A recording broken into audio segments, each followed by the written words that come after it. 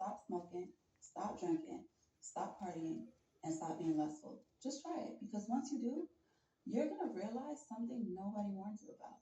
You actually have nothing in common with a lot of people you're surrounded by. Stay with me. Meaning, some relationships only survive on distraction, alcohol, sex, nightlife, trauma bonding, and vices. Take those away, and there's no substance left. No depth, no purpose, no real connection. And let's be real, a lot of the stuff people are doing anyway is sin. The Bible already told us that. Lust, drunkenness, living for pleasure. It says the flesh wants what goes against the spirit, and that's Galatians 5:17. So when you start feeding the flesh, everything starts getting exposed. That's why people get uncomfortable when you start changing. It's not because you think you're better. It's because your sobriety exposes what they're using to cope. When you remove the noise, you start hearing truth. And truth is quiet.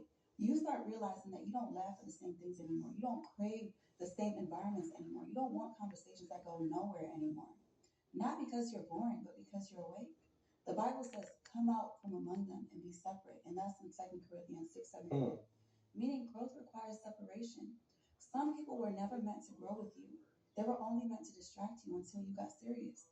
And let's be honest, a lot of people do not like you changing because it forces them to look at themselves. When you stop partying, you realize how empty it was. When you stop lusting, you realize how much it controlled you.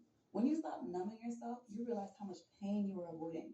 And not everybody is ready to sit with themselves. So yeah, when you start choosing discipline, your circle gets smaller.